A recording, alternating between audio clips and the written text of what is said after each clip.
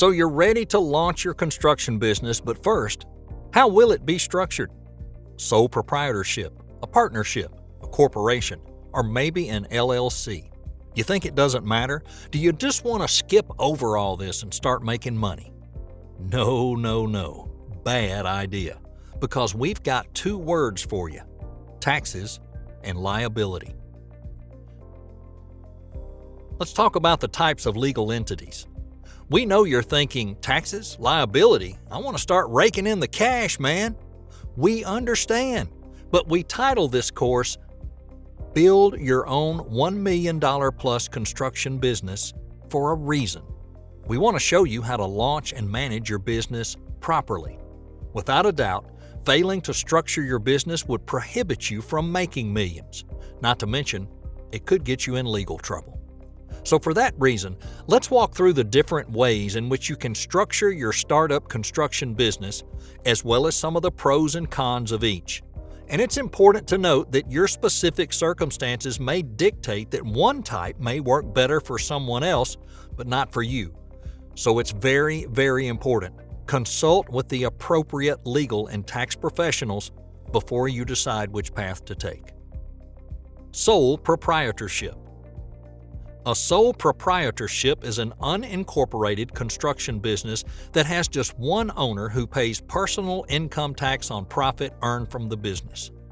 In this scenario, it's typical for the sole proprietor to do business under their own name because creating a business name, it isn't necessary. Due to minimal government regulation, a sole proprietorship is one of the easiest types of businesses to create and start. For that reason, sole proprietorships are popular among small construction business owners and contractors. That being said, one of the disadvantages of a sole proprietorship is they don't have government protection because they're not registered. That means all liability lies within the owner and not the business. And what about taxes? Sole proprietors report their income and expenses on their personal tax return.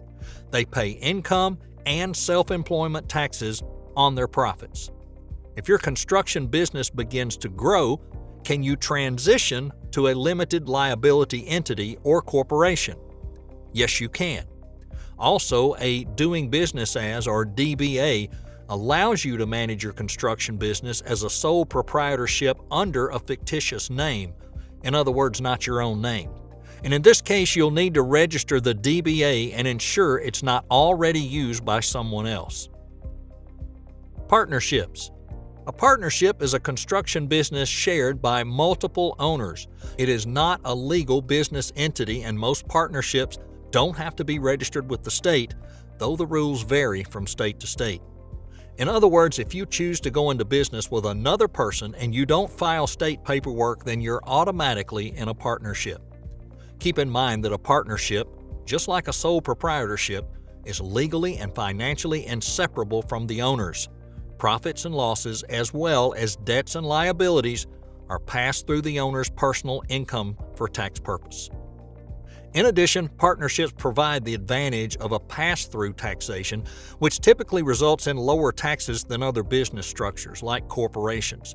And there are 4 types of partnerships: a general partnership, or GP, a limited partnership, or LP, a limited liability partnership, or LLP, and a limited liability limited partnership, LLLP.